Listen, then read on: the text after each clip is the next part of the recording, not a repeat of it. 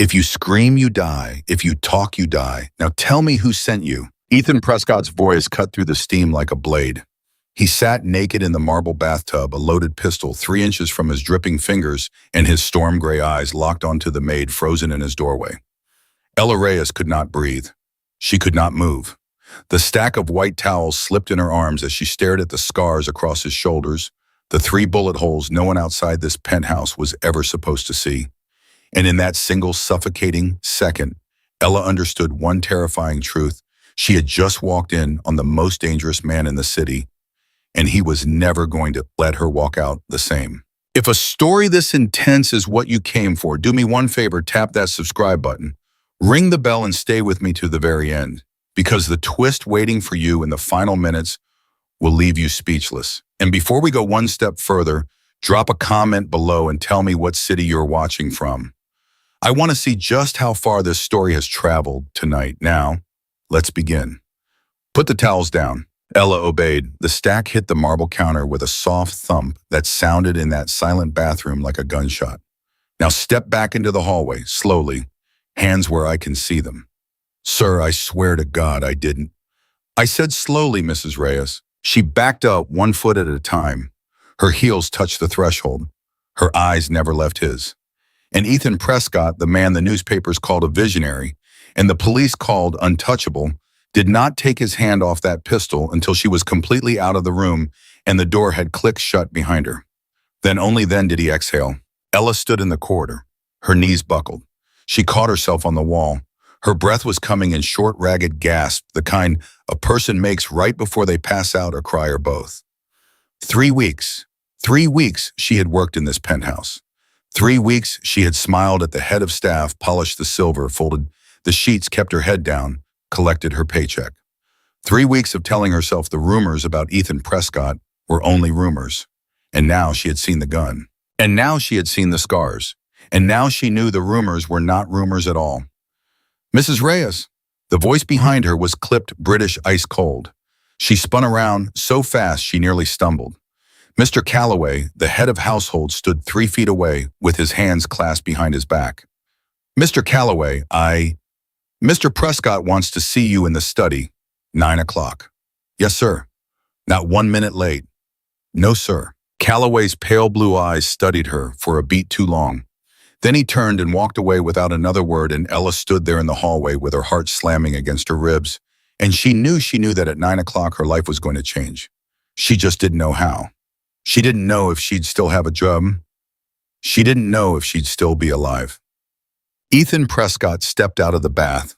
Water ran off him in dark rivers. He reached for his robe and his jaw was tight, and his hand, his steady hand, the hand that had signed billion-dollar contracts and pulled triggers. Without flinching, that hand was shaking. He stopped. He looked at it. "Get it together," he muttered. He splashed cold water on his face. He stared into the mirror. The man staring back was 41 years old, hard as carved stone, and for the first time in 15 years, he had been caught off guard by a woman who weighed maybe 120 pounds. Worse than that, much worse, because the door to his private bathroom had a lock he had installed, a lock that required a key he carried on a chain around his neck. And that lock he had heard it click, shut himself the night before. So how in God's name had Ella Reyes just walked through it? He crossed the bedroom, picked up his phone, dialed the head of security. "Marco." "Sir." "Pull the hallway footage, 3rd floor, 6 a.m. to 8 a.m., every camera, every angle. I want it on my desk in 20 minutes. "Something wrong, boss?" "Somebody opened a door in my house that should have been locked." A long pause. "On it." Ethan hung up. He stood there for a moment, one hand braced on the edge of the dresser. And then very slowly a thought occurred to him, a thought so ugly that it made the muscles in his jaw go rigid. There were only 4 people in this building who had a duplicate key to that bathroom. One of them was dead. One of them was his brother, who was overseas. One of them was Mr. Calloway. And one of them was his oldest friend, the only man he had trusted with his life for the last 20 years. Ethan Prescott closed his eyes. "No," he whispered. "Not him. Not him." At 8:59, Ella Reyes stood outside the double doors of the main study, and her stomach felt like it was trying to crawl out of her body. She raised her hand to knock. Come in. She froze. She hadn't knocked yet. How did he? She pushed the door open. Ethan Prescott stood at the window with his back to her. He wasn't looking at her, but he said without turning, Close the door, Mrs. Reyes, and lock it. Her hand hesitated on the knob. Lock it, sir. You heard me. The bolt slid home with a soft metal click. Her palms were sweating. Come in. Stand in front of the desk. She walked. Her shoes made no sound on the thick carpet. She stopped exactly 3 feet from the desk, her hands folded, her chin up. Ethan turned around. He was fully dressed, now dark suit, no tie. His hair was still damp, and those storm gray eyes went straight through her the way a bullet goes straight through a paper target. I have one question for you, he said quietly, and I need you to understand that how you answer it will determine everything that happens to you for the rest of your life. Do you understand me, Mrs. Reyes? Yes, sir. Good. He leaned forward, his knuckles resting on the desk. Who sent you? The word came out of her mouth before her brain could catch it. What? Who sent you to this house? Sir, no one sent me. The agency sent me. The Harrington Domestic Agency. 3 weeks ago, I can show you the paperwork. I have the email. The door to my bathroom was locked last night, Mrs. Reyes. She stopped breathing. I lock it every night. I have locked it every night for 11 years. The only key is on a chain around my neck. That key has never left my person. And yet this morning at 6:42 a.m., you walked through that door as if it had never been locked at all. Sir, I swear to you, somebody unlocked it for you, sir. Sir, somebody inside this house wanted you to see what you saw. I don't know what and I need to know, Mrs. Reyes, he said, and his voice dropped to something barely above a whisper, whether you were the one who paid them to do it. The room tilted. Ella grabbed the edge of the desk. What? No, sir. No, I didn't. I don't even know anyone in this building. I've been here 3 weeks. I barely know the names of the other staff. Your mother is at St. Vincent's, correct? She felt the blood leave her face. How do you know that? Stage 3 liver. Her treatment is $9,340 a month. Would you like to know how I know that, Mrs. Reyes, or would you like to tell me yourself? Her eyes filled. She blinked hard. She would not cry in front of this man. She would not. I took this job because, I needed the money, she said. Her voice was shaking. She didn't care. I took this job because my mother is dying, and the hospital told me if I didn't get current on her bills, they were going to stop her chemotherapy.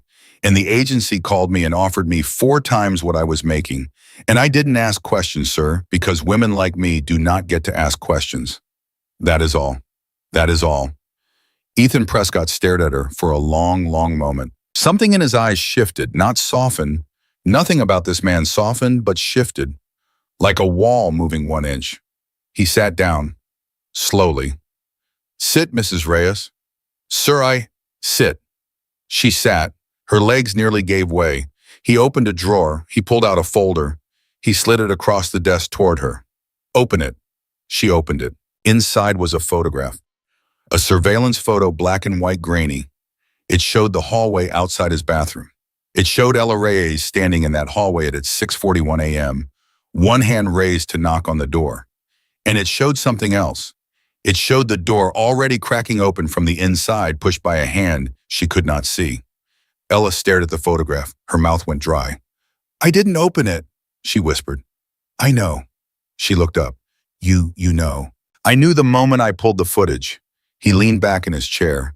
I wanted to see how you would answer the question. If you had lied to me, Mrs. Reyes, you would already be in a car heading for the state line with a severance check and a non-disclosure agreement you would spend the rest of your life being afraid to break. He tilted his head. You did not lie to me. So I still have my job. You have a much bigger problem than your job, Mrs. Reyes. What does that mean? It means somebody in this house, somebody who works for me, somebody I trust opened that door this morning to make sure you walk through it. I do not yet know who. I do not yet know why. But I am going to find out. And until I do, I need you to do exactly 3 things. Will you listen to me? She nodded. 1, you will not mention this conversation to anyone. Yes, sir. 2, you will not change a single thing about your routine. You will clean the rooms you are assigned to clean. You will smile at the staff. You will not at Mr. Calloway. You will behave as if this morning was the most embarrassing mistake of your career and nothing more. Yes, sir. 3. He paused. If anyone contacts you from outside this house and tells you they know what happened this morning, you will tell me immediately. Do you understand? Her throat closed. The phone in her apron pocket suddenly felt very, very heavy. Yes, sir, she whispered.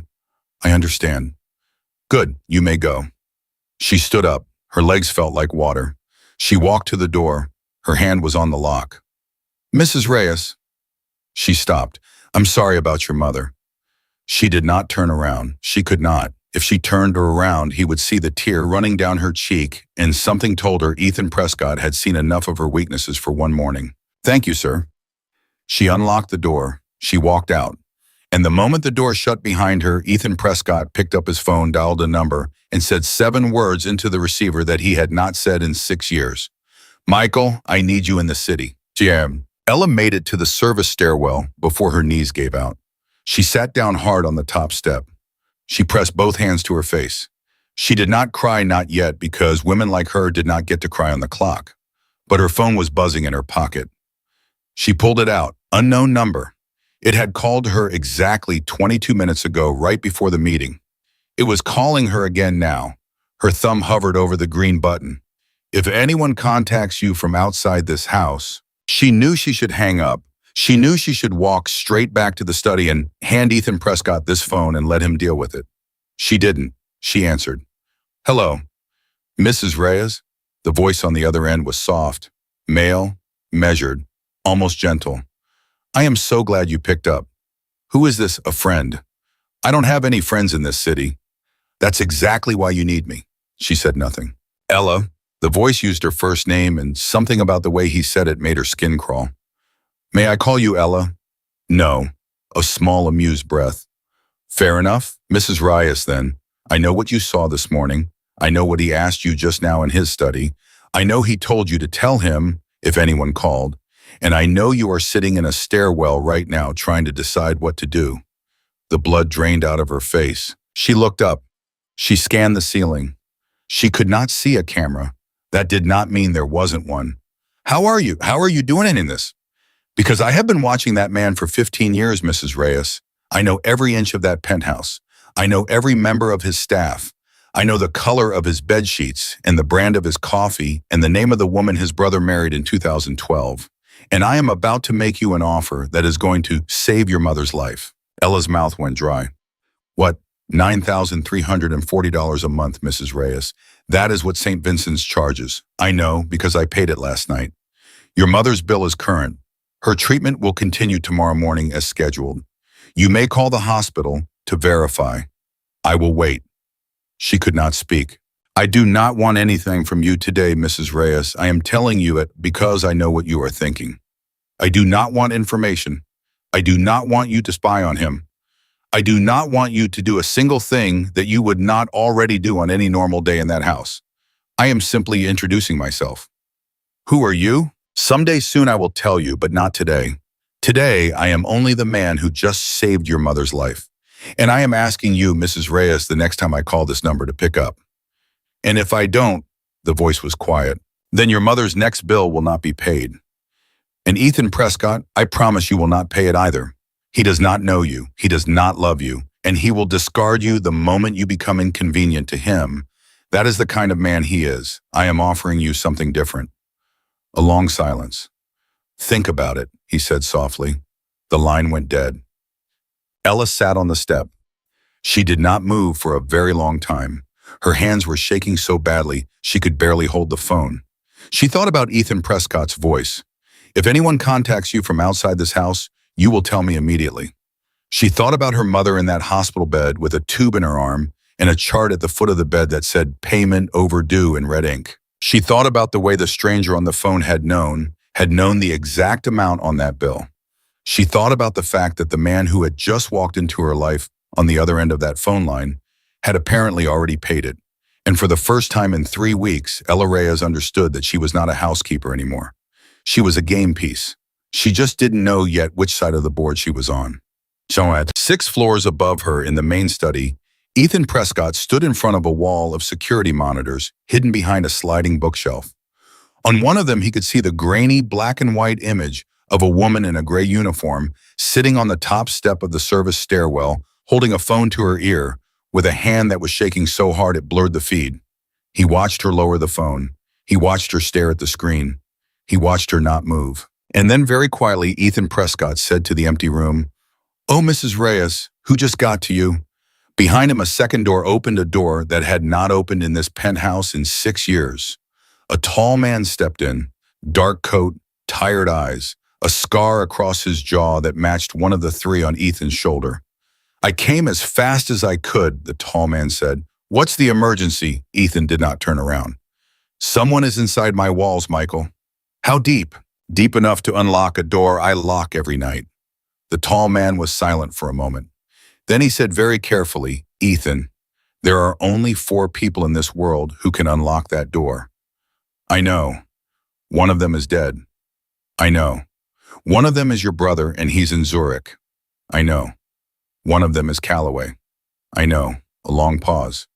"And the 4th, Ethan," the tall man said quietly, "is me." Ethan Prescott finally turned around. His storm gray eyes met his oldest friend's tired ones, and he did not say a word. Ethan did not answer. He did not have to. The silence between the two men was thicker than any accusation. Michael Cross took a slow step forward. "You think it was me?" "I don't think anything yet." "Don't lie to me, Ethan. 20 years. Don't lie to me now." "Then don't give me a reason to." Michael let out a short, bitter laugh. "After everything, after Beirut, after the warehouse in 19, after I took a bullet that was meant for your brother, you look me in the eye and wonder if I opened a bathroom door. Somebody opened it, and you called me to the city. I called the only person I trusted enough to tell. Then trust me now." Ethan held his gaze. His jaw worked. Finally, he turned and walked to the bank of monitors.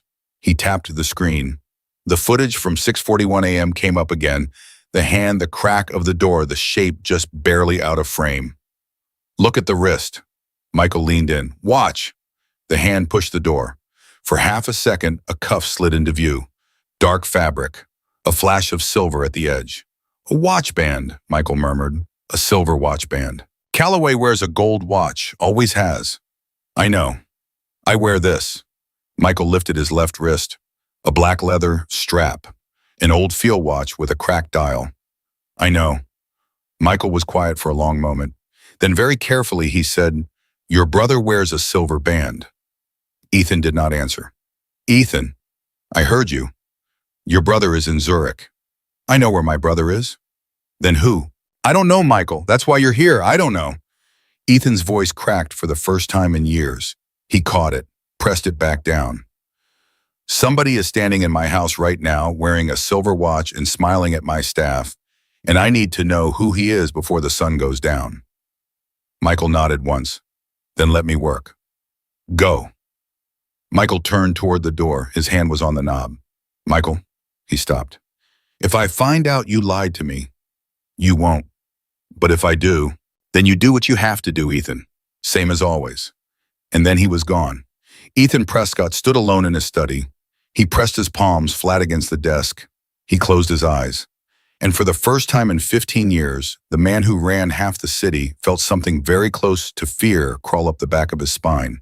Because somebody had gotten in, and he had no idea how deep the rot went. 6 floors below, Ella Reyes finally stood up off the stairwell step. Her legs felt like they belonged to a stranger. She walked down 2 flights on autopilot, came out into the service kitchen, and went straight to the sink. She turned the cold water on. She splashed her face. 3 times. 4. "Mrs. Reyes." She jumped so hard she nearly slipped on the tile. Mr. Calloway stood in the doorway, clipboard tucked under his arm, pale blue eyes reading her face like a page of small print. "You look unwell." "I'm fine." "You've looked unwell all morning." "I said I'm fine, Mr. Calloway." He did not move. He did not blink. "Mr. Prescott has asked that the dining room be prepared for a dinner this evening. 12 guests, 7 o'clock. I'll need your help with the silver." "Yes, sir." "You're certain you're up to it?"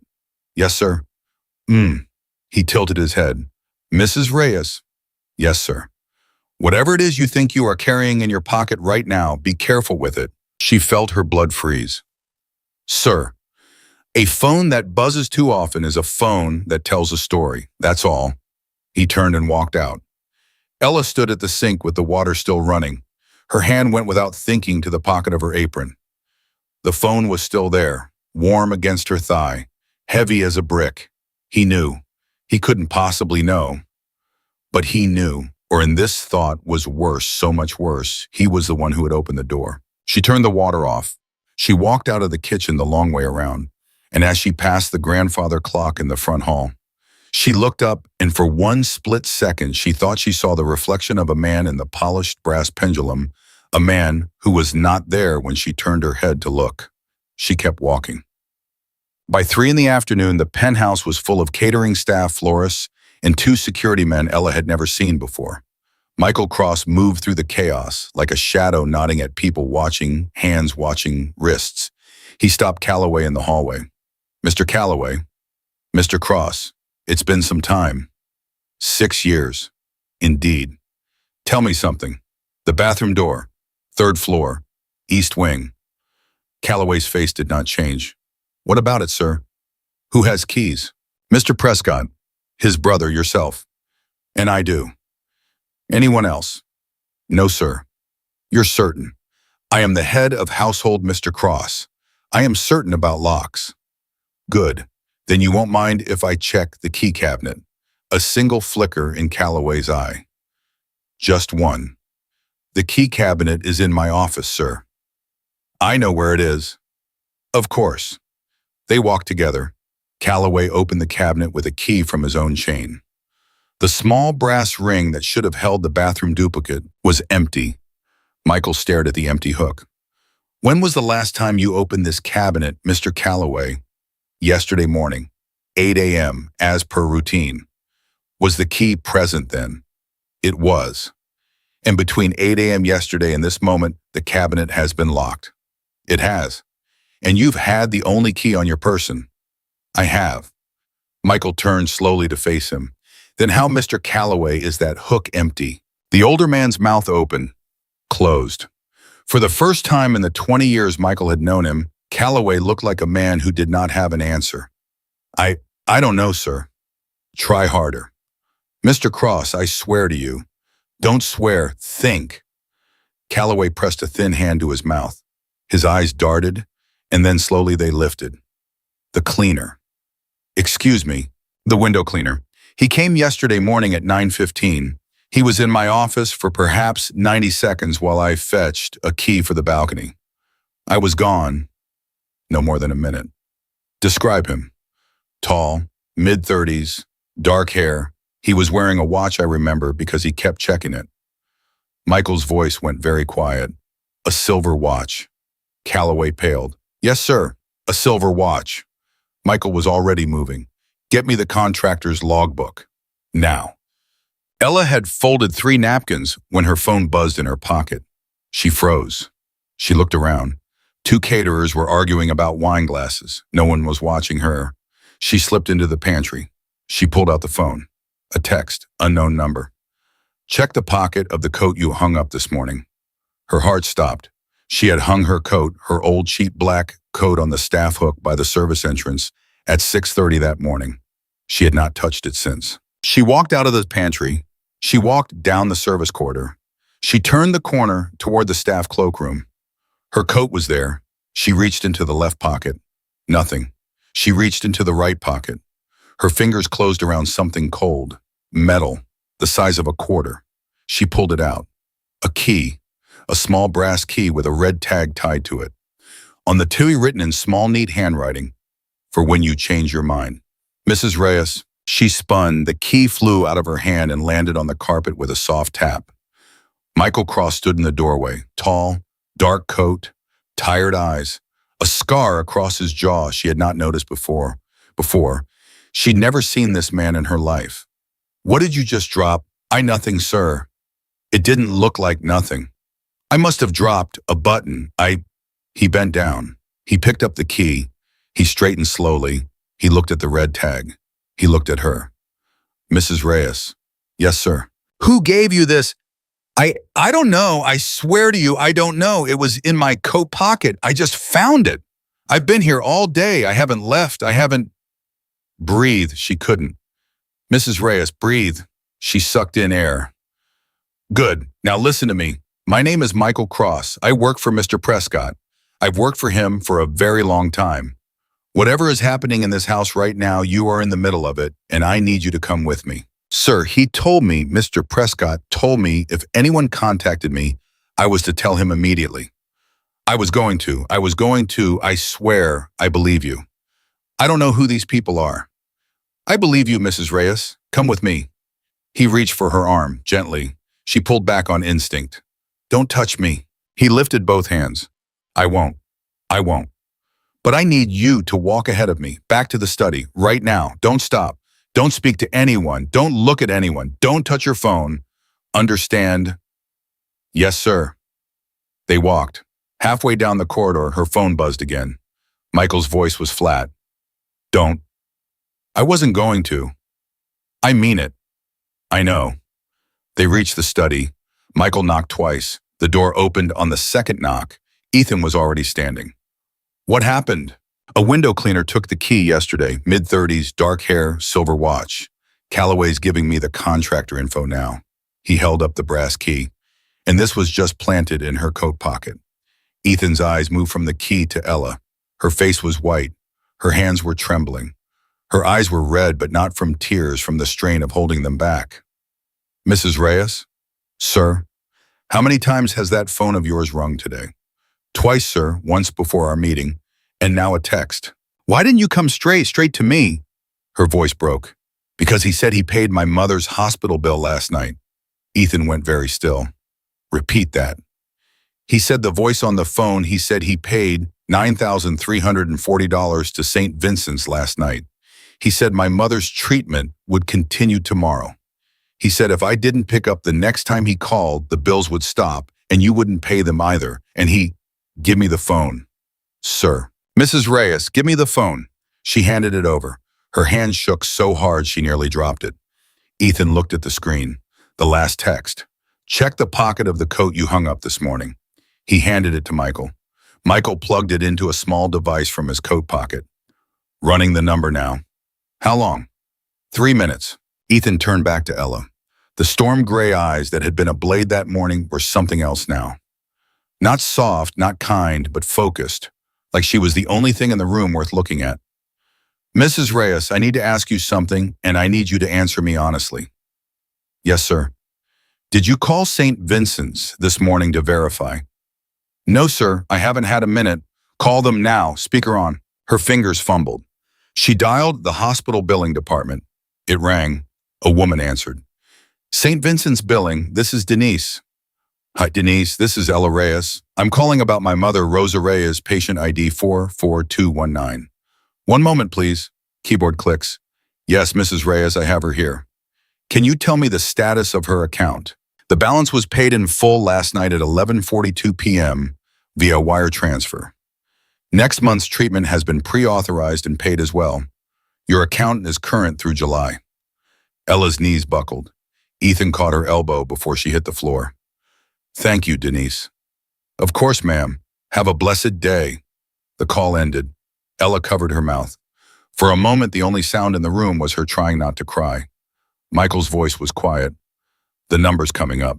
And, burner, bought in cash, but the tower ping is interesting. Where? 2 blocks from here. Ethan's face did not move. Someone is sitting within walking distance of this building right now. Yes. Get me eyes on every black car within a 3-block radius. Already on it. Ethan let go of Ella's elbow. She stood on her own barely. He stepped back. He studied her. Mrs. Reyes? Sir? Do you know a man named Marcus Hale? No, sir. Have you ever worked for a man named Marcus Hale? No, sir. Has anyone in your family ever worked for... No, sir. I have never heard that name in my life. He nodded slowly. Then congratulations. You've just been recruited by him without knowing it. What? The man on the phone is named Marcus Hale. He is not a friend. He is not a savior. He is the reason I have 3 bullet scars on my shoulder, and he has been waiting 15 years to break me in a way that would hurt. He has finally figured out how. How, sir? Ethan looked at her. His voice when it came was so quiet she almost missed it. By putting a woman in my house that I cannot afford to lose. The room went completely still. Ella's lips parted. No sound came out. Michael across the room very carefully looked at the wall. Sir, don't, Mrs. Reyes, don't say anything. I don't need an answer. I'm telling you how he thinks. He picked you because you are exactly the kind of person who gets past a man like me. He paid your mother's bills because he wanted to put you in a corner so narrow that the only way out was through me. And by the end of the week, if we do not stop him, he will make you choose between my life and hers. Her hand went to her throat. No, no, yes. Sir, I won't. You will. I won't, Mrs. Reyes. His voice softened, not gentle, but human, maybe for the first time. You will. Because she is your mother. And I would not blame you. I would not blame you for 1 second. Which is why, as of this moment, I am going to pay every bill she has for the rest of her life. Starting with next month, today, before sundown. You do not owe Marcus Hale a thing. Do you understand me? She was crying now. She was not going to be able to stop. Sir, you don't have to. It isn't charity, it's strategy. He has a hook in your chest. I am pulling it out. That is all. Sir, Mrs. Reyes, look at me. She looked at him. I do not know yet whether I like you. I do not know yet whether I trust you. But I know you did not come into my house to hurt me. And I know the man who put you here is a man I am going to destroy. That is what you need to know. Now sit down, drink some water. Michael is going to take you to a safe room on the 4th floor. You will stay there until I come for you. Is that understood? Yes, sir. Good. She sat. She drank the water Michael handed her. Her hand was shaking. The glass clinked against her teeth. Ethan turned to Michael. The dinner tonight goes forward. Sir, it goes forward. 12 guests, business as usual. If Hale is watching, and he is, I want him to see a man who has noticed nothing. He'll know you've noticed. Let him wonder. Michael nodded. He helped Ella to her feet. They walked toward the door. Michael? Sir. The window cleaner. I'll have a name in an hour. Make it half an hour. Michael nodded again. He took Ella out. Ethan stood alone. He walked to his desk. He picked up the phone. Get me the hospital, St. Vincent's, patient billing, Rosa Reyes 44219. Yes, I want every outstanding and future charge on that account wired to me directly. All of it, starting now. He hung up. He walked to the window. He looked down at the street. Somewhere within 3 blocks of this tower, Marcus Hale was sitting in a car drinking coffee, smiling to himself, thinking he had won the first round. Ethan Prescott murmured to the glass, you should have stayed out of my house. By 2 blocks away, in the back of a black sedan, Marcus Hale was in fact drinking coffee. He lowered the cup. His phone was in his other hand. On the screen was a live feed security footage from inside the Prescott penthouse routed through 3 different servers, untraceable. He watched Michael Cross lead Ella Reyes out of the study. He smiled. He's going to pay the bill, he said into his earpiece. Of course he is. That's exactly what he should do. A voice came back in his ear. Female, cool, amused. You sound pleased. I am pleased. He just cut your hook out of her. He cut 1 of them out, leaves 3, and I haven't played the big one yet. When do you play it? Marcus took another sip of coffee. Friday. That's soon, huh? He's already pulling Michael Cross back into the city. That means he's scared. Scared men move fast. Scared men make mistakes. I want him to make his before he has time to think. And the girl, Marcus said, and his smile widened, is going to learn something tonight that is going to put her on the floor. Something about her own family. Something about what really happened to her father 22 years ago. And when she learns it from me, not from him, she is going to come to me on her own 2 feet. You're sure? I have been planning this for 15 years. All right. Tell the man inside to wear a different watch tomorrow. The silver one is burned. Copy. He hung up. He looked up through the tinted window at the Prescott Tower glittering against the late afternoon sky. Oh no. Enjoy your dinner, Ethan. He murmured to count your guests tonight, because by Friday 1 of them is going to be dead and the other 11 are going to blame you. On the fourth floor in a windowless room with a single couch and a bolt on the door, Ella Reyes sat with her knees pulled to her chest and her hands wrapped around a mug of tea she had not sipped. Michael stood by the door. "You're going to be all right, Mrs. Reyes." "I don't think I am." "You are." He said a man like him doesn't let people inside. He doesn't. Then why is he paying my mother's bills? Michael was quiet for a long moment. "Mrs. Reyes, 20 years ago, a woman came to work in the house Mr. Prescott grew up in. She was a housekeeper, like you. Her name was Teresa. She was kind to him when no one else in that house was. She used to sneak him sandwiches when his father locked him in the study without dinner." Ella lifted her head. "What happened to her?" Michael's jaw tightened. "She was killed on his 16th birthday by a man hired by his father's business rival to teach his father a lesson about letting the help get close to the son. Oh my God. He has not let a single member of staff get within arm's length of him since. Not one for 25 years. Michael paused. "Until this morning." Her heart stopped. "What are you saying, Mr. Cross?" "I'm saying that Marcus Hale chose you for a reason, Mrs. Reyes, and I am starting to think he knows things about Mr. Prescott that I thought only I knew." Michael's voice dropped. "And that is what is keeping me up tonight." He turned toward the door. "Get some rest. It is going to be a long evening." He walked out. The bolt slid into place behind him. Ella sat alone in the windowless room holding a mug of tea that had gone cold. And for the first time all day, the tears came quiet, steady, unstoppable. She didn't know which way was up anymore. She didn't know who to trust. She didn't know whether the man upstairs paying her mother's bills was her savior or her executioner. And somewhere deep in her chest, below the fear and the exhaustion and the grief, something else was beginning to grow. Something that felt against every law of common sense, very much like hope. And Ella Reyes, 32 years old, widow daughter housekeeper pawn, did not yet understand that hope was the most dangerous thing Marcus Hale had planted in her today. By 6 o'clock, the penthouse had filled with the kind of quiet that only money can buy. Crystal on the tables. Candles unlit but ready. Caterers moving in black uniforms like shadows on a stage. And somewhere in the middle of all of it, Michael Cross stood by the service elevator reading a contractor's logbook with a face that was getting grimmer by the second. "Talk to me," Ethan said, walking up behind him. Michael didn't look up. "The window cleaner doesn't exist." "Excuse me."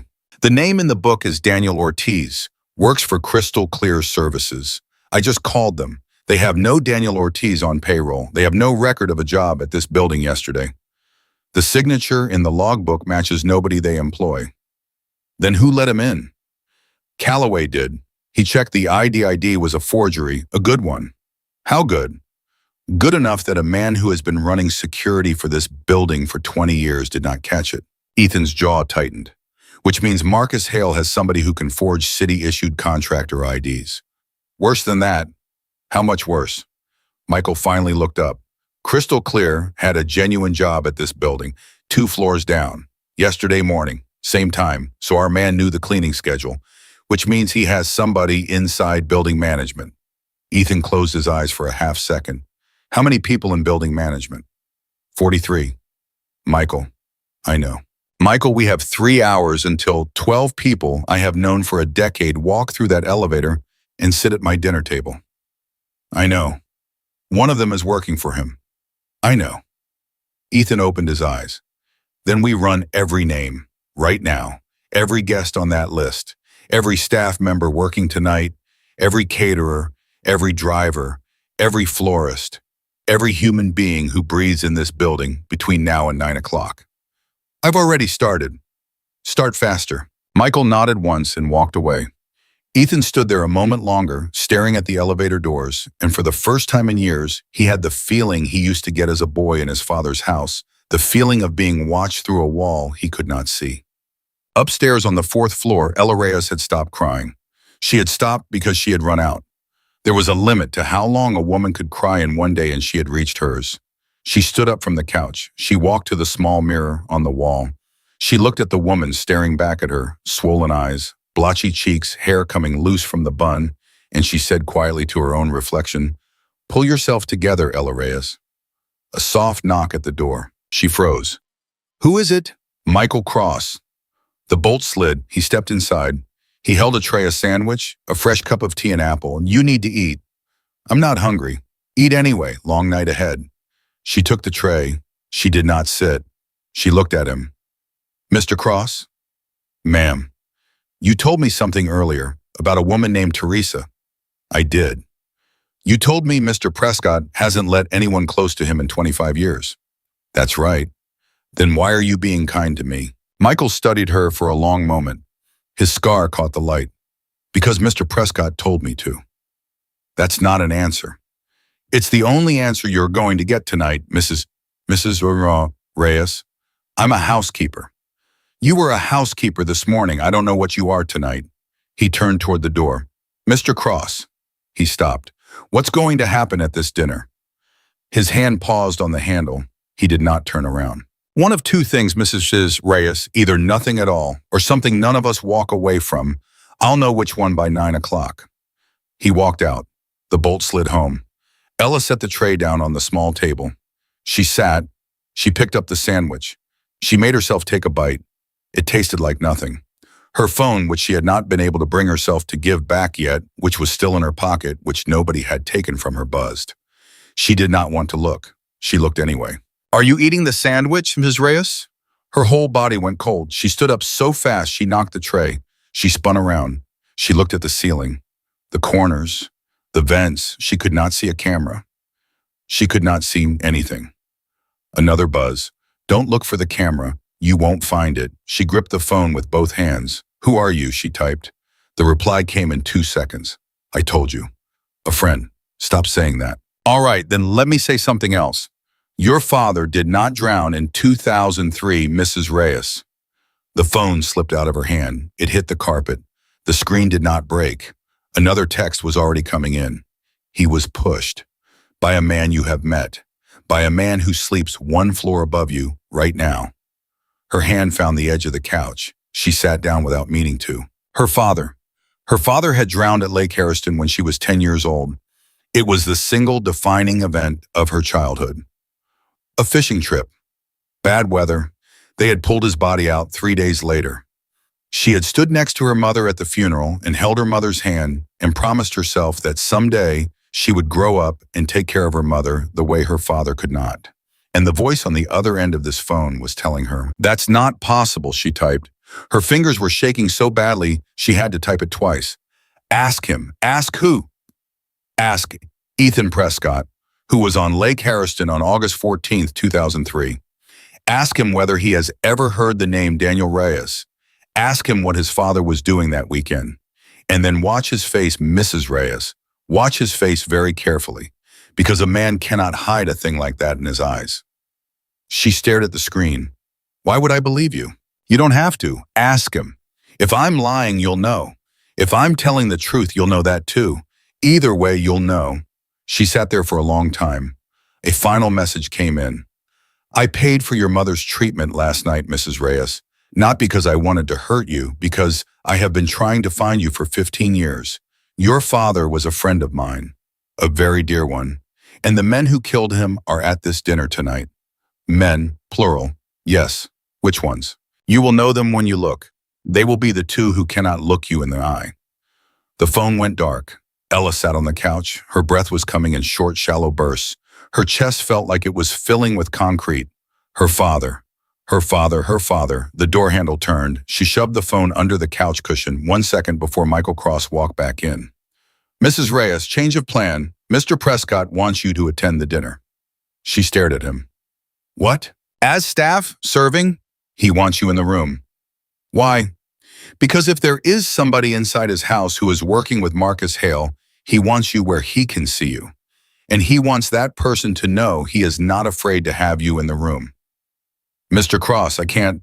You can. You will. You were a server at the Hawthorne Hotel for 6 years. You know how to carry a tray and not be seen. Tonight you are going to do exactly that. You are going to stay quiet. You are going to keep your head down. You are going to watch every single face at that table. And when the dinner is over, you are going to come back upstairs and tell Mr. Prescott and me what you saw.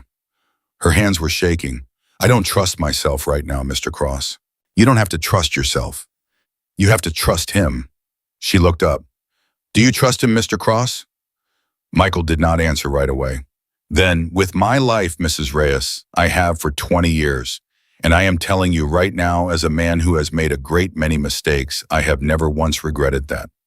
She nodded, slowly. All right, stand up. There's a uniform for you, black, not gray, caterer's uniform. You're going to put it on, fix your hair, and be in the pantry in 40 minutes. Yes, sir. He turned to go. Mr. Cross. Yes. If I asked you a question you might not want to answer, would you tell me the truth? He studied her. I'd try. Has Mr. Prescott ever been to Lake Harriston? The question landed in the room like a dropped plate. Michael Cross's face did not change, but something in his eyes, something deep, something old did. Why do you ask, Mrs. Reyes? I just want to know if he has. A long pause. Yes. When? Many years ago, before I worked for him. Do you know what year? Another long pause. No, Mrs. Reyes, I don't know what year. But the way he said it, a little too flat, a little too careful, told her that he did. He walked out. Ella sat alone. Her father's face rose in her memory, young, smiling, holding a fishing pole up for a 10-year-old camera, and something in her chest broke in half. At 6:53, Ethan Prescott stood in front of the mirror in his dressing room, fastening the top button of his black dinner jacket, and Michael Cross was standing behind him saying words Ethan did not want to hear. She asked me if you had ever been to Lake Harriston. Ethan's hand stopped. For a full 5 seconds, he did not move. Then slowly he turned around. Repeat that. She asked me if you had ever been to Lake Harriston, by name. Where did she get that? The phone. He texted her again. Almost certainly. In the safe room. Yes. Michael. I know. Michael, I put a bolt on that door myself. I know, Ethan, I know. Ethan closed his eyes. He pressed the heel of his hand against his forehead. When he opened his eyes again, they were the eyes of a man who had just understood something he did not want to understand. The feed, Michael nodded. We're not watching him, he's watching us. In real time? In real time. For how long? I don't know yet. Days, maybe. Weeks, possibly. Ethan walked to his nightstand. He opened the drawer. He pulled out a small black device, no bigger than a matchbox. He flipped a switch. A tiny red light began to blink. What is that? Michael asked. Signal killer. It will kill every wireless signal within 30 yards of wherever I'm standing. I will carry it on me tonight. That'll cut off our team. Then tell our team to use the old radios, the hardwired ones, the ones in the walls. Copy. Michael. Yes. What did you tell her about Lake Harriston? A pause through on. I told her you'd been there before I worked for you. I told her I didn't know what year. Good. Ethan. Yes, on what year were you there? Ethan looked at his oldest friend. A muscle worked in his jaw. August of 2003. Michael went very still. Ethan. Don't. Was her father? I said don't. Michael closed his mouth. Ethan turned back to the mirror. He straightened the cuff of his jacket. His voice, when it came, was very low. I did not kill that man, Michael. I know. But I was there. I know. And I watched someone else do it. A long, terrible silence. Who, Ethan? Ethan's eyes found his friends in the mirror. My father. At 7 o'clock exactly, the first elevator chimed. The first guest walked out. Silver-haired 70, a senator whose campaign Ethan had funded twice. Ethan shook his hand, smiled with every tooth he had, and said, Senator, welcome. Good to see you, son. Drink, scotch, neat. By 7:15, all 12 had arrived. The senator, his wife, a tech billionaire from San Francisco who had flown in that afternoon, a former attorney general, a hedge fund manager, a widow who owned half the real estate on the east side of the river, a foreign ambassador, a bishop, a retired general, a film producer, and last walking in at 7:19 with a slight, polite smile, a man Ethan had not seen in 11 years, Judge Harlan Whitfield. Harlan, I didn't think you'd come. Neither did I, Ethan, but the invitation was hard to refuse. Let me get you a drink. Gin and tonic, if you please. Ethan walked him to the bar himself. He handed him the glass himself. He watched the judge's hand close around it, And on his wrist, Ethan saw something that made the muscles in his back lock. A silver watch. Ethan did not let his face change. "Enjoy your drink, Harlan." "I always do." Ethan walked away. He found Michael by the dining room door. He did not look at him. He said through his teeth, "Judge Whitfield." "Sir, EB's silver watch." Michael's eyes went dead. "Sir Judge Whitfield has been on your board of trustees for 15 years. I know. Judge Whitfield signed the paperwork that cleared your father's estate in 2005. I know, Michael. Sir Judge Whitfield was the officiant at your brother's wedding. I know. Then how? I don't know. Not yet. But the watch is right, the timing is right, and a judge has every resource Marcus Hale would need to forge a contractor ID, unlock a bathroom door, and put a maid in my house. Sir, we can't move on him in the middle of a dinner. No, we can't. What do you want to do?" Ethan's eyes drifted across the room. They found Ella in her black server's uniform carrying a tray of champagne flutes, her head down, her hands steady. She was just reaching the judge's chair. "Watch her," Ethan said quietly. "Sir, she's a Ray as Michael. Her father died on Lake Harriston. If anybody at this table knows her face, knows her name, their reaction is going to give them away. Watch her." Michael watched. Ella approached the judge. She leaned down to offer him a champagne flute.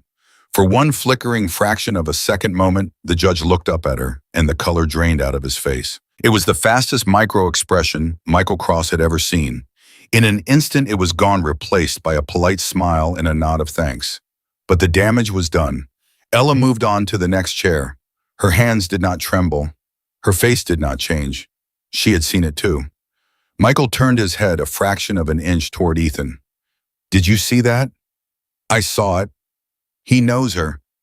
He knows her name. Sir, we have to. We do nothing. We let this dinner play out. We let him finish his drinks. We let him go home. And then at 3 o'clock tomorrow morning, Michael, I want you standing next to his bed with every piece of evidence we have pulled out of him by sunrise. Copy? And Michael, yes, put 2 men on Mrs. Reyes tonight. The whole night, when she walks back to the staff quarters, they do not let her out of their sight. If a shadow moves in that hallway, I want to know about it. Copy? Go." Michael slipped up open. Ethan walked to the head of the table. He clinked a knife against a glass. "Friends, thank you for coming. Please sit." They sat, and the dinner began. It was during the second course, a delicate piece of fish Ella could not have named if her life depended on it, that the incident happened. She was pouring water for the senator's wife when she heard a voice at the far end of the table say, "And he's a marvelous boy, isn't he, Judge? You officiated his christening, didn't you?" And the judge, without looking up from his plate, said, "Oh yes, Rosa's son. Lovely ceremony." Ella froze. The water pitcher stopped in midair. Rosa. Her mother's name was Rosa. Rosa Reyes. She had never told anybody in this house her mother's name. She had told the hospital. She had told Mr. Prescott. This morning the hospital had said it on speaker. But the judge had not been in the room this morning, and he had not called the hospital, and there was only one possible way he could have known to say Rosa while looking at her from 20 feet away. He had been watching her mother for years. Ella's hand, the hand holding the pitcher, began to shake. The senator's wife looked up. "Darling, are you all right?" "Yes, ma'am, I apologize." She set the pitcher down. She stepped back. She pressed her palms flat against the sideboard behind her. She closed her eyes for one heartbeat. Breathe, breathe, breathe. When she opened her eyes, Ethan Prescott was looking at her across the length of the dining table. His face did not change, but his eyes, his storm gray eyes, asked her one question without asking it. "What did you just see?" She gave him very slightly one nod. His jaw tightened. He turned back to the senator. He lifted his wine glass. He smiled. "Senator, I was hoping you could tell us about the new trade bill." "Of course, Ethan, of course." And the dinner went on. And then it was at 9:11 p.m. during the dessert course that the first phone at the table buzzed. The film producer looked down at his phone. His face changed. He looked up at Ethan. "Ethan, I'm sorry. I have to step out for a moment." "Of course." He left the room. At 9:12, the hedge fund manager's phone buzzed. He looked down. He went pale. "Ethan, forgive me. He stood. He walked out. At 9:40, the senator's phone buzzed. He looked at it. His jaw worked. He said quietly, "Ethan, I think I may have to cut the evening short." By 9:17, 7 of the 12 guests had excused themselves from the table. At 9:18, Michael Cross walked into the dining room. He leaned down next to Ethan's ear. "Sir," he whispered. "What?" Every guest whose phone just buzzed received the same text, at the same second, from the same number. What did it say? Michael held up his own phone. On the screen in plain text was a message. "Leave now. Prescott Tower will be on the news by midnight." Ethan Prescott, for the first time in 11 years, at a dinner table of his own, lost the smile on his face. He stood slowly. Every remaining guest looked up. "Friends," he said, and his voice had gone to a register no one at that table had ever heard before. "I'm afraid we are going to have to end the evening slightly earlier than planned. Michael will see you to your cars, please. Thank you for coming." They stood. They left. By 9:23, the dining room was empty except for Ethan Prescott. Michael Cross and a housekeeper in a black caterer's uniform standing by the sideboard with her hand pressed to her throat. Ethan turned. He looked at Ella. "Mrs. Reyes."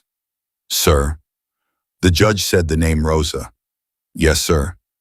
"He has been watching your mother." "I believe so, sir." A long pause. Ethan turned to Michael. "Michael." "Yes." "Get a car to St. Vincent's. Now, 2 men, armed. I want Rosa Reyes moved to a private facility before 10 o'clock tonight. A facility that does not appear on any public record. A facility only the 3 of us know about." "Copy." "And Michael." "Sir." "The judge, Whitfield. Do not let him go home." Michael was already moving. "What do you want done with him?" "I want him alive. I want him talking. I want him in a room with no windows by 10:30. "Copy." Michael was gone. Ethan turned to Ella. "Mrs. Reyes," she was shaking. "Yes, sir." "You were right about him." "Sir, I didn't." "You were right. Your face when you served him. You knew before I did. Do you understand me? You saved your own mother tonight." She began to cry, silently. She did not move to wipe her face.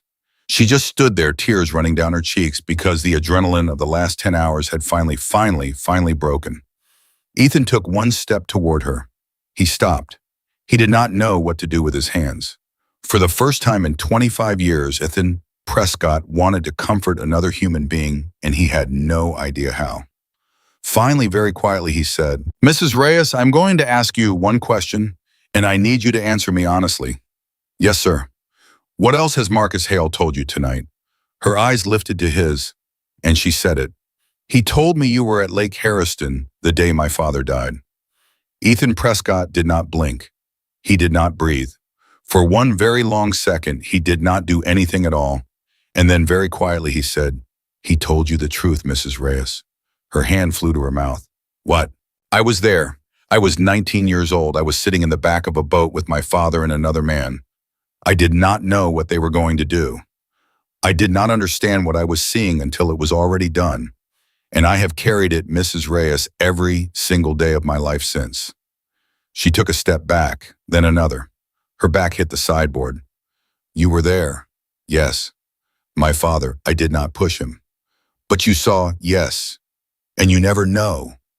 "Why?" Ethan's voice broke. "Because I was 19 years old and my father would have killed me." Her legs gave out. She slid down the front of the sideboard onto the floor, and she sat there and she did not make a sound because there was no sound left in her to make. Ethan Prescott stood in the middle of his empty dining room, 12 feet away from her, and did not move. Somewhere in the building, an elevator chimed. And somewhere 2 blocks away, in the whack of a black sedan, Marcus Hale smiled at his phone and whispered, "And there it is, Ethan. There it is." Ella did not stand up. She sat on the floor of the empty dining room with her back pressed against the sideboard, and she stared at the man across from her, and the only thing moving in her body was the rise and fall of her chest. "Get out," she said. "Mrs. Reyes, get out. I need you to listen to me. My father was 41 years old."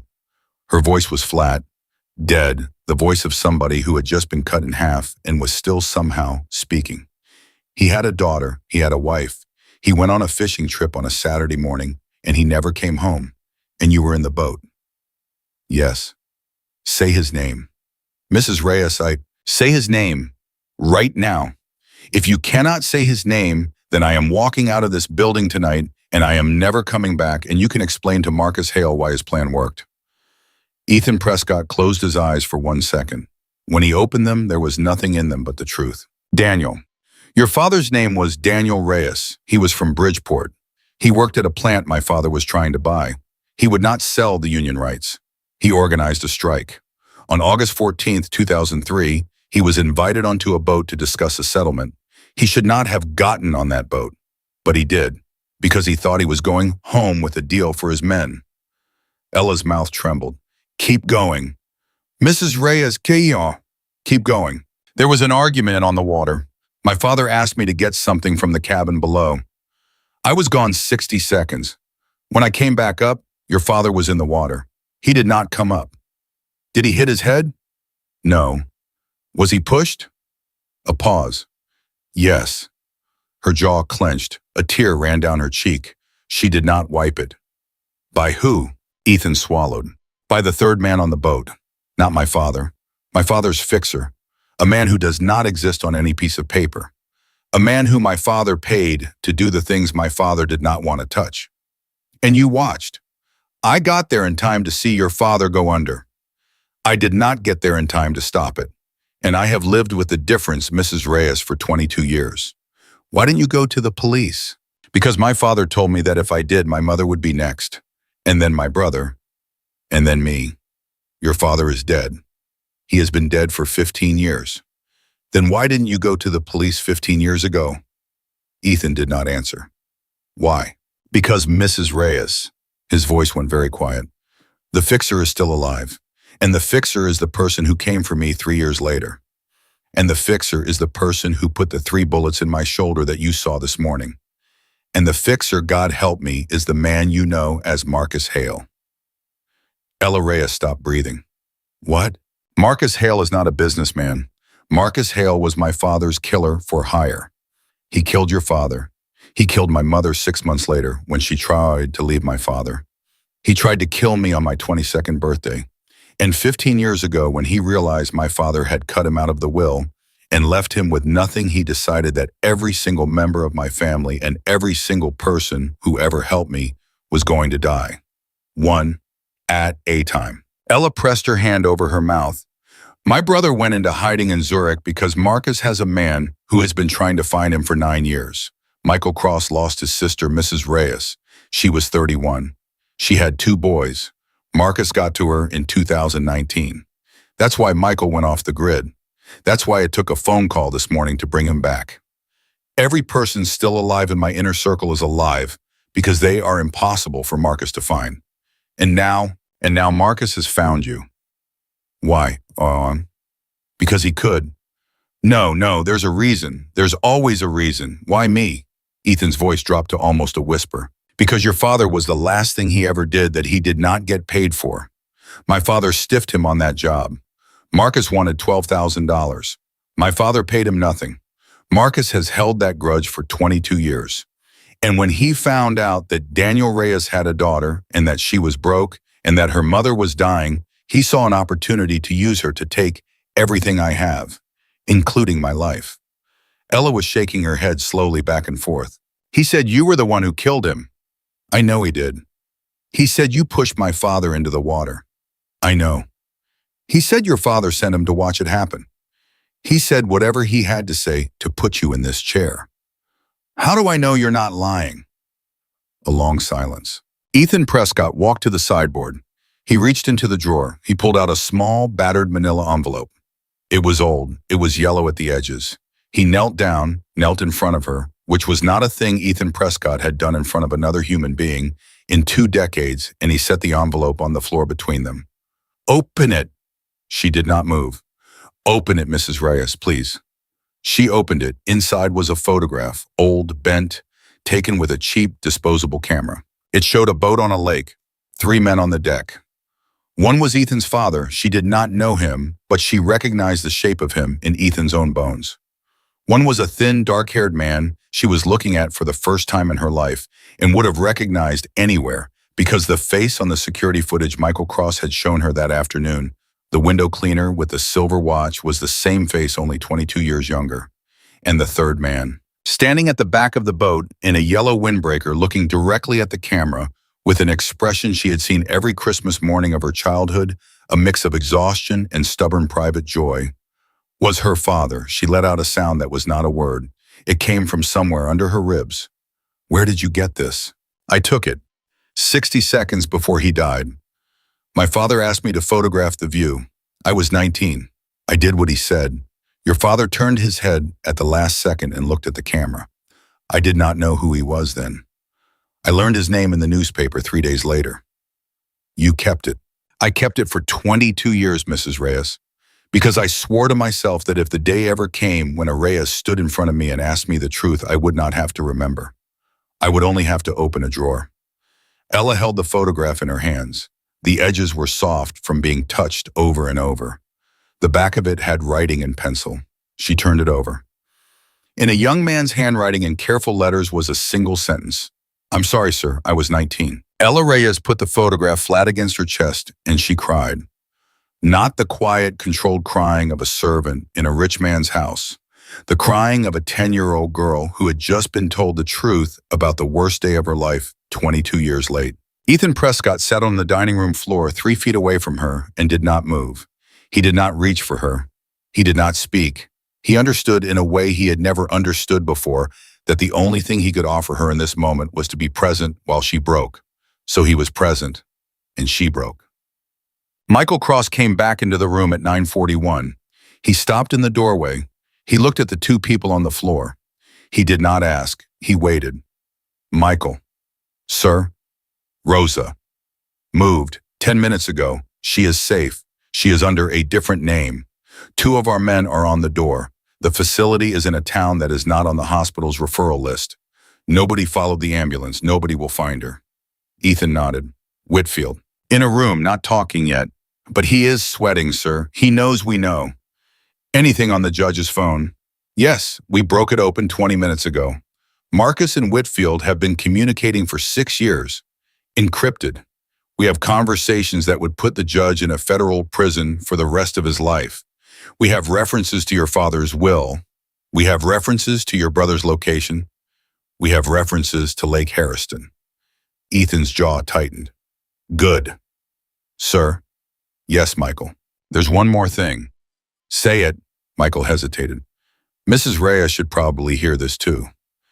Ella lifted her head. Her eyes were red. Her face was wet. She did not look embarrassed. She had moved past that about 2 hours ago. "Say it, Mr. Cross." Michael walked into the room. He sat down slowly on the nearest dining chair. He looked at both of them. "Marcus has a daughter." Ethan went very still. "Excuse me. Marcus has a daughter, 28 years old. She is the woman he was speaking to on the phone this afternoon. We traced her voice. She was calling from inside Prescott Tower." Ella's head turned sharply. Inside floor 32, corporate offices. She has been working at Prescott Holdings as a junior analyst for 18 months, under a different name." "What name?" "She goes by Anna Welsh." Ethan closed his eyes. "Anna Welsh." "Yes, sir." "Anna Welsh has been my personal assistant for the last 11 months." "Yes, sir." "Anna Welsh has access to my calendar." "Yes, sir." "Anna Welsh knows where I am at every hour of every day." "Yes, sir." Michael's voice was very quiet. "Anna Welsh approved the domestic agency that placed Mrs. Reyes in this house." The room went silent. Ella looked down at the photograph still in her lap. "Oh my God," she whispered. "She picked you, Mrs. Reyes. She picked your phone. She approved your hire. She set the salary. She is the one who opened the door this morning. Not Mr. Calloway, not the window cleaner, not the judge, her. The silver watch in the footage is Anna Welsh. Short sleeve, a wrist the size of a woman's. We were looking at men all day because we assumed it was a man." Ethan sat very still. "Where is she now, Michael?" "She left the building at 5:48 p.m. She has not come back." "Find her." "I have 6 men looking." "Find her, Michael." "I know, sir." Ethan stood up. For the first time since the dinner had ended, there was something in his eyes that was not grief or exhaustion or shock. It was fury.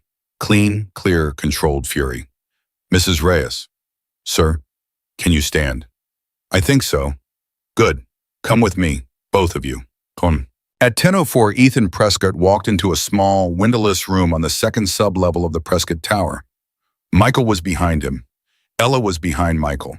On a metal chair in the center of the room with his hands zip-tied at his wrists and his dinner jacket still on, sat Judge Harlan Whitfield. The judge looked up. His face when he saw Ella walk in behind Ethan when a color Ella had never seen a human face turn. "Oh," he said softly. "Oh no." Ethan did not sit down. "Harlan, I'm going to ask you this one time." "Ethan, one time. Please. Where is Anna Welsh?" I don't know." "Harlan." "Ethan, I swear to God I don't know. He doesn't tell me everything. He never told me everything." "What does he tell you?" He tells me where to be. He tells me what to sign. He tells me..." "What has he told you about tonight?" The judge's eyes filled with tears. He told me the tower would be on the news by midnight." Ethan did not blink. "What did he mean by that?" "Ethan, I don't..." "What did he mean?" "He said there was going to be a fire." The air went out of the room. "A fire," Michael repeated. "In the lobby? Around 11:30? Something about a gas line. He said the fire was a distraction. He said while the building was being evacuated, he was going to come up himself, personally, for the first time in 15 years. He said tonight was the night he finished it." Ethan looked at Michael. "It's 10:07, Michael." "I know, sir. We have 83 minutes." "I know. Evacuate every civilian in this building, every caterer, every security man, every one of the staff who does not know how to handle a weapon. Get them out through the East Tunnel. Quietly. I don't want Marcus to know. We know. I want him to walk into a building he thinks is full of a dinner party. I want him to walk into a trap. Copy. Seal the elevators to everyone but us. Kill the external cameras. Kill the Wi-Fi. I want this tower from this minute on to be a tomb. Copy. And Michael." "Sir, Rosa Reyes. She is safe, sir, I promise you. Triple the detail." "Copy." Michael turned and left the room at a run. Ethan looked down at the judge. His voice dropped to something very quiet. "Harlan." "Yes, Ethan." "Have you known all these years that Marcus Hale murdered my mother?" The judge's face crumpled. "Yes." "Have you known that he murdered a man named Daniel Reyes on a boat at Lake Harriston in August of 2003? "Yes." "Have you sat on the bench, Harlan, for 15 years putting your hand on a Bible sentencing other men to prison with that knowledge in your head?" "Yes, Ethan, God forgive me. Yes." "How much?" "What? How much did he pay you?" The judge closed his eyes. A tear ran down his cheek. "Ethan, he didn't pay me money." "Then what?" "My son." Ethan went still. "Excuse me. My son, Ethan, my boy, Thomas, he was arrested in 2009. Drugs, manslaughter. He killed a man in an accident. He was going away for 20 years. And Marcus came to me. He said he could make the file disappear. He said he could make Thomas's name disappear. All he needed was a friend on the bench, one favor, every few years, just small things, just signatures." "Small things?" "Yes." "Small things like my father's will?" "Yes." "Small things like the building permit on the east side of town that let Marcus build a warehouse above a tunnel into this tower's basement." The judge's eyes flew open. "How do you..." "I know about the tunnel, Harlan." "Ethan, I've known about the tunnel for 11 days. Behind him, Ella inhaled sharply. Ethan turned to her. "Mrs. Reyes, before I hired you this morning, before Anna Welsh approved your file, I had already been told that Marcus Hale was coming for me. I did not know when. I did not know how. I had the bathroom door unlocked on purpose. The pistol by the tub was loaded. I have been waiting for him." Ella stared at him. You knew." "I knew there was a trap being set. I did not know Anna Welsh was the setup. I thought the trap was going to come through a contractor or a delivery driver. When you walked through that door this morning, Mrs. Reyes, I thought for a split second that you were Marcus's agent. When you did not lie to me in the study, I knew you were not." Her mouth opened. "So this entire day, Mrs. Reyes, has been me trying to keep you alive long enough to learn whose side you were actually on. I am sorry it was cruel. I did not know another way." She pressed both hands to her face. And my mother. Your mother has been alive this week only because Marcus was saving her as leverage. If I had refused to meet with Anna Welsh this afternoon, your mother would have been dead by sunset. I moved her because I could not risk another hour. Ella did not speak. Ethan looked back at the judge. Harlan. Yes. Where does the tunnel come up? Parking level 3, bay 9, behind the service elevator. Who knows about it? Me, Marcus, Anna, the window cleaner, and the building management contact. Name. David Lang, facilities director. He's been on Marcus's payroll since 2011. Is he in the building tonight? Yes. Thank you, Harlan. Ethan turned away. Ethan. Yes. What happens to me? Ethan did not turn around. You live, Harlan. You will go to a federal courthouse in the morning. You will sign a confession that is already typed. You will name every single man on Marcus's payroll. You will resign from the bench, and you will spend the rest of your life in a cell smaller than this one, where you will have a great deal of time to think about the oath you broke. That is what happens to you. Ethan, please, just one thing, my son. Ethan finally turned. Your son has been clean for 6 years, Harlan. He runs a hardware store in Iowa. He does not know what you did. I have been watching him for 3 years waiting for this day. If you sign the confession tomorrow morning, your son will never know his father was a murderer's accomplice. If you do not, I will make sure he finds out. Those are the terms. The judge nodded. He was crying openly now. He had no dignity left. Ethan walked out of the room. Ella followed him. Her legs were barely holding. In the corridor, Ethan stopped. He turned to her. He put both hands in his pockets because if he did not know what he was going to do with them. And he said, Mrs. Reyes. Sir, in 76 minutes, a man who murdered your father is going to walk into this building through a tunnel in the basement. Yes, sir. When he walks in, I am going to be there. Michael is going to be there. 4 of my men are going to be there. Yes, sir. I am not going to ask you to be there. She looked up at him. I am going to ask you whether you want to be there. For a long moment, Ella Reyes did not speak. Then she reached into the pocket of her apron, the pocket that was now part of a caterer's uniform, the pocket that had held her phone all day, the pocket her fingers had been closing around for 12 hours every time she thought she was going to break. And she pulled out the old photograph of her father on the boat. She looked at it. She looked at her father's face. She looked at the handwriting on the back. I'm sorry, sir. I was 19. She looked up at Ethan Prescott. Where do you need me, sir? He did not smile. His jaw did not move.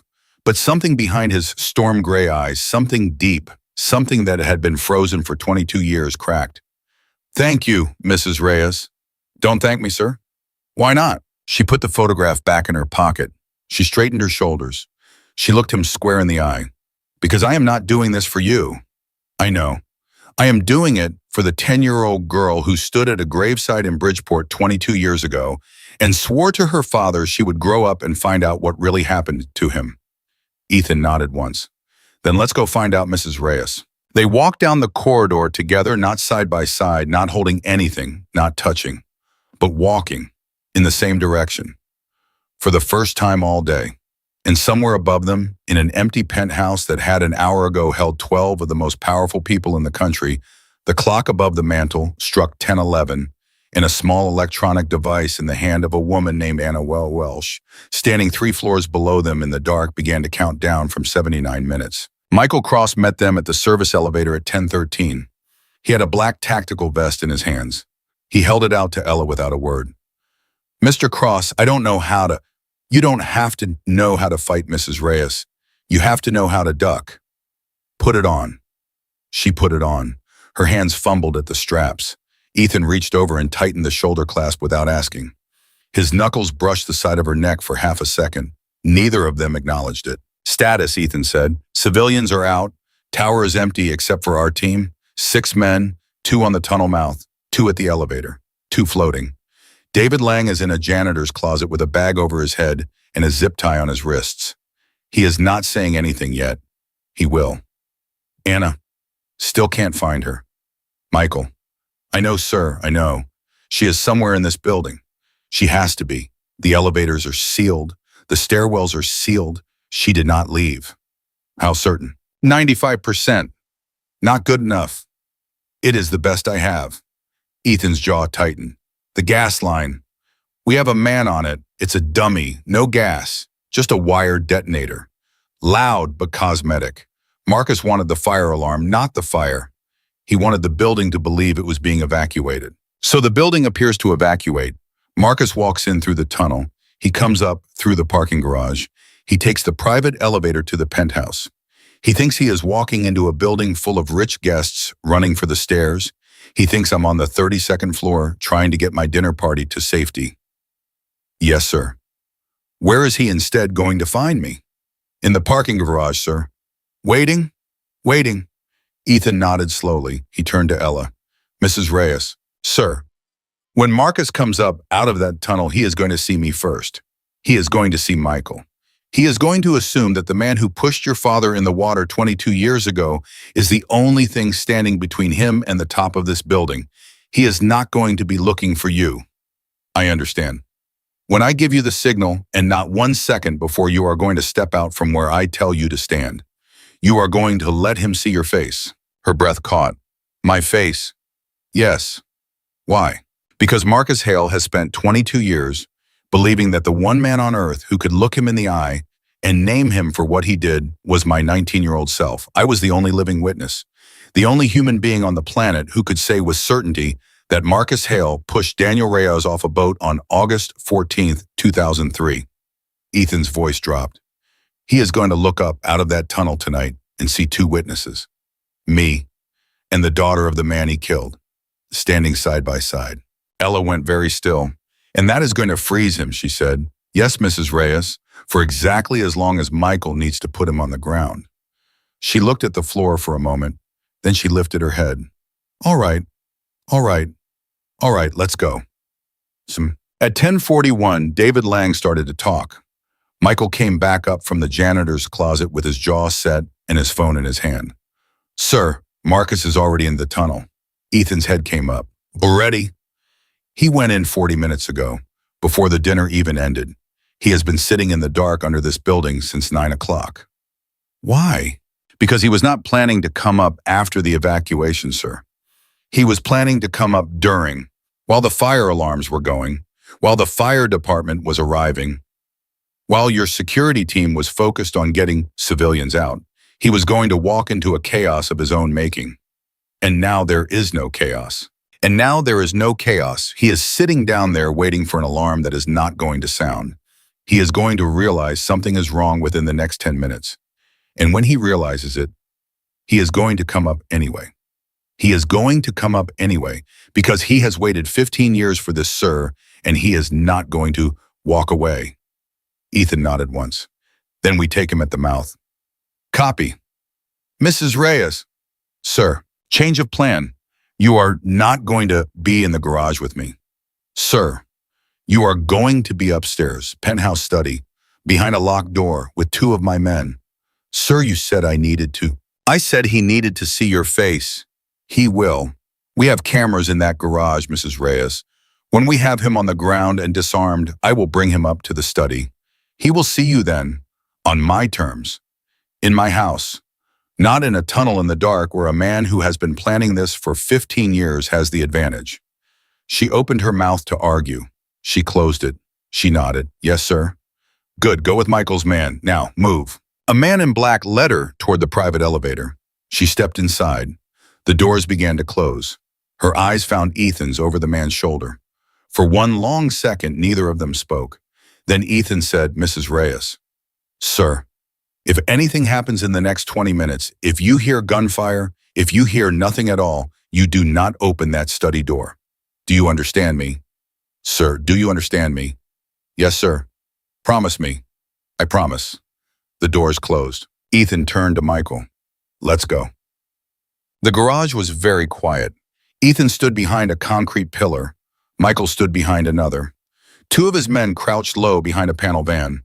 A 5th man was on the catwalk above with a clear sight line to Bay 9. A 6th man was at the tunnel door lying flat in the shadow with a suppressor on his rifle. 10:56. The service door creaked. 1 inch, 2, a thin line of light from the tunnel behind it, then silence. Marcus Hale was good. He was not going to walk out of that door and present himself. He was going to listen first. He was going to smell first.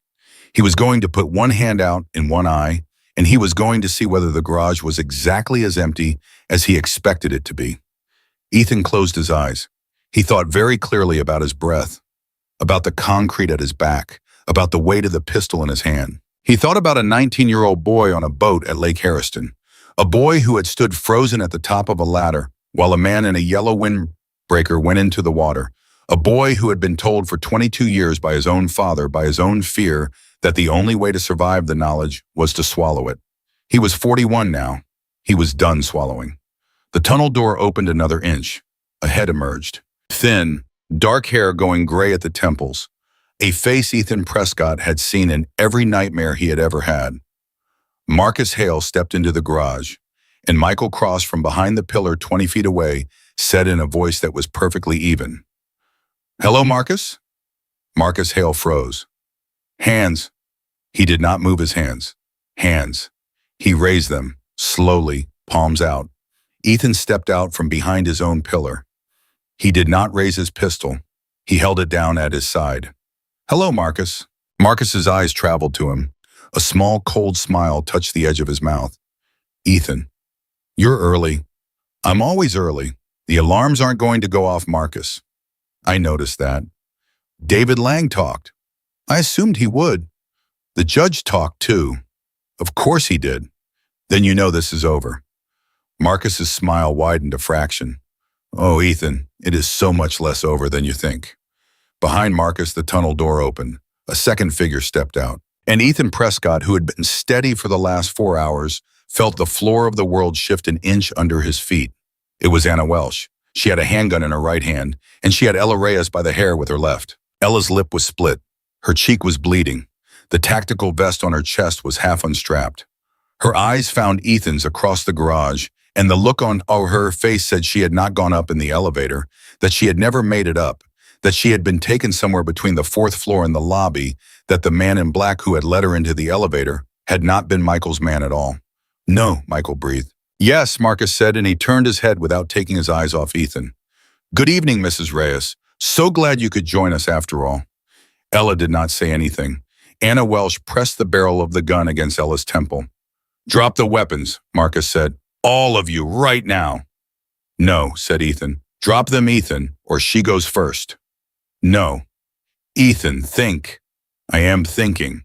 "Think harder, because you have exactly 4 seconds before my daughter puts a bullet through Daniel Reyes' only living child, and you and I both know you are not going to be able to live with that." Ethan's eyes did not move from Marcus.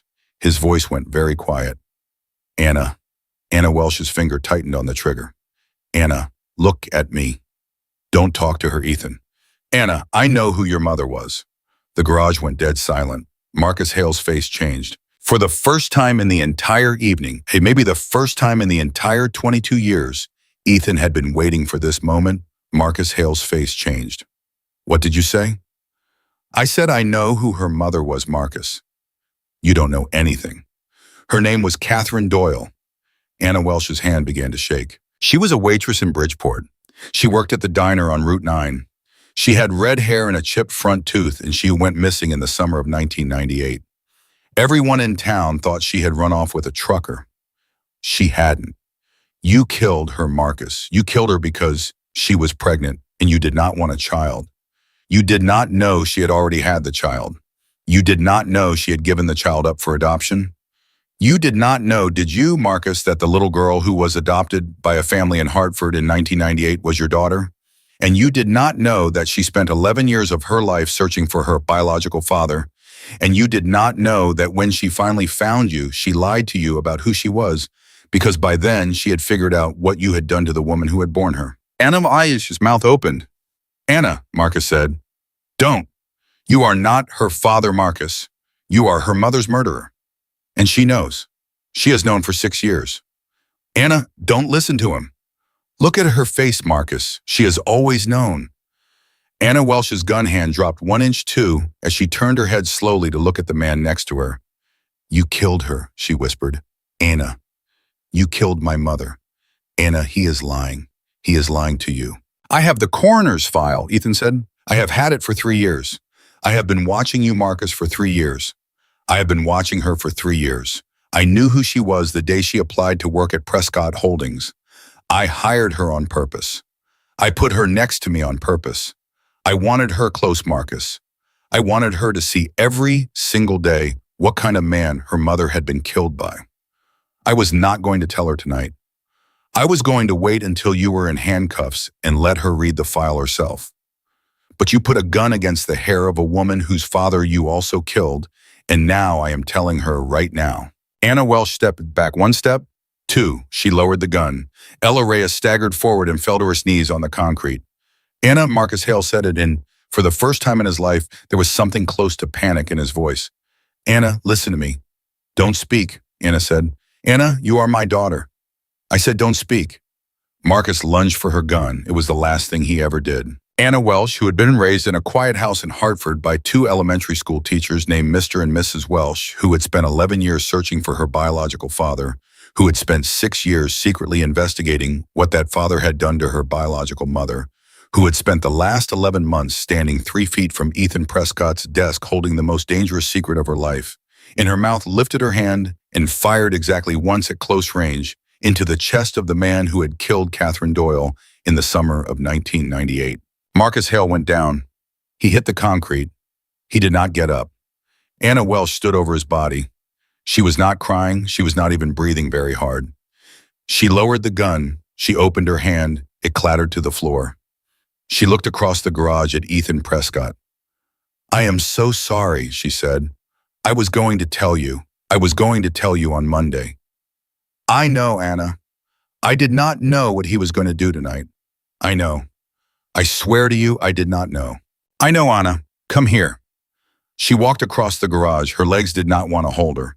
When she got to him, she stopped about 4 feet away, and she looked up at him with a face that was somehow younger than she had ever looked in 11 months of being his assistant. Mr. Prescott, what happens to me? Nothing happens to you, Anna. You shot a man who was pointing a gun at an innocent woman, in self-defense, and in defense of another. Every man in this garage is going to swear to that, and every piece of footage from every camera in this building is going to support it. Mr. Prescott. Anna, sit down. Michael is going to get you some water. She sat down on the concrete. Michael crossed the garage. He picked Ella up off the floor. He checked her pulse with 2 fingers against her throat. He looked at Ethan. She's okay, sir. She's just dazed. Get her upstairs. Copy. Michael lifted her. She did not resist. Her head fell against his shoulder. Her eyes were open, but barely. At 11:47 that night, Ethan Prescott stood in his study with his hands in the pockets of his dinner jacket.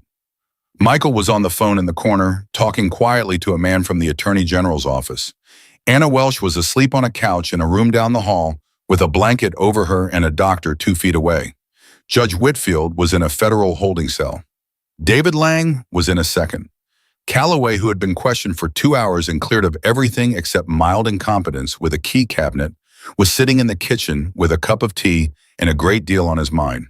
And Ella Reyes, with a butterfly bandage on her cheek and a fresh cup of hot coffee in her hands, was sitting in the leather chair across from Ethan's desk. He did not sit down. He walked to the window. Mrs. Reyes, sir, your mother is in a private facility. She is stable. She is safe. I have spoken to her oncologist. She is being transferred first thing in the morning to a specialist in Boston who I have personally retained. Her treatment from this day forward will be the best that money can buy. That is not a gift. It is the very least I owe you, and I will not hear any argument about it. Yes, sir. Anna Welsh is going to need a great deal of help. When you are ready, and not 1 second before, I would like to introduce the 2 of you properly. Not tonight, perhaps in a month, perhaps in a year. On your schedule. Yes, sir. Marcus Hale is dead. Yes, sir. The man who pushed your father into the water 22 years ago is dead. He died on the concrete floor of a parking garage shot by his own daughter 10 yards away from you. I did not pull the trigger. I have been preparing for 22 years to pull that trigger. I did not get to. I am telling you this because I want you to know that I did not take the thing you were owed. Anna took it. For her mother. Not for me. Yes, sir. I would understand if you never wanted to see my face again after tonight, Mrs. Reyes.